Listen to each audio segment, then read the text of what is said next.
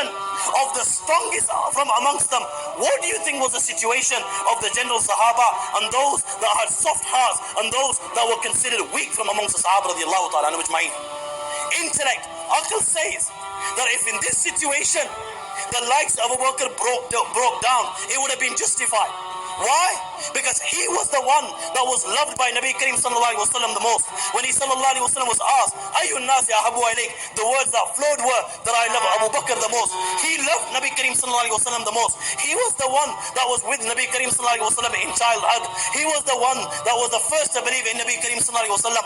He was the one that embraced him and that accepted him when all others rejected him. He was the one whose house Nabi Kareem sallallahu alaihi wasallam would visit every morning, every evening. He was the one who Nabi Kareem sallallahu alaihi wasallam would consult. He was the one that stayed with Nabi Kareem sallallahu alaihi wasallam in every delicate moment. He was with him in Uhud. He was with him in Badr. He was with him in Khandaq. You name it, he was with Nabi Kareem sallallahu alaihi wasallam. If in a situation like this, Sayyidina Abu Bakr radiallahu ta'ala anhu broke down, it would be justified.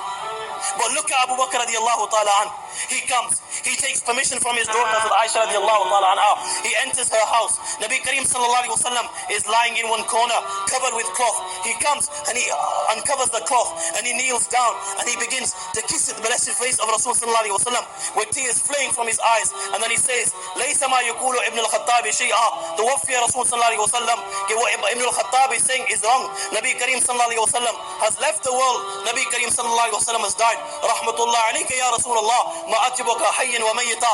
Allah's blessings be upon you, O Messenger of Allah. Saying this, looking at the delicate situation and looking at the Sahaba and the Muslims, he leaves and he makes his way to the masjid and he delivers a sermon to strengthen the Muslims and to console them and to bring them back. And he tells the Sahaba, O my companions, Nabi Kareem sallallahu alaihi wasallam had informed you that he was going to leave this world. Allah had informed you that Nabi Kareem sallallahu alaihi wasallam was to die. When Nabi Kareem sallallahu alaihi wasallam was alive, whilst he was amongst you, Allah also told you that you are also to die. Did Allah subhanahu wa ta'ala not say, وَمَا مُحَمَّدٌ إِلَّا رَسُولٌ قَدْ خَلَتْ مِنْ قَبْلِهِ الرُّسُلُ أَفَإِنْ مَاتَ أَوْ قُتِلَ انقلبتم على أعقابكم ومن ينقلب على عقبيه فلن يضر الله شيئا وسيجزي الله الشاكرين.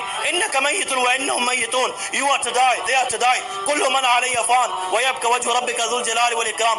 Everything will come to an end, only your Lord will remain. كل نفس ذائقة الموت. Every soul will taste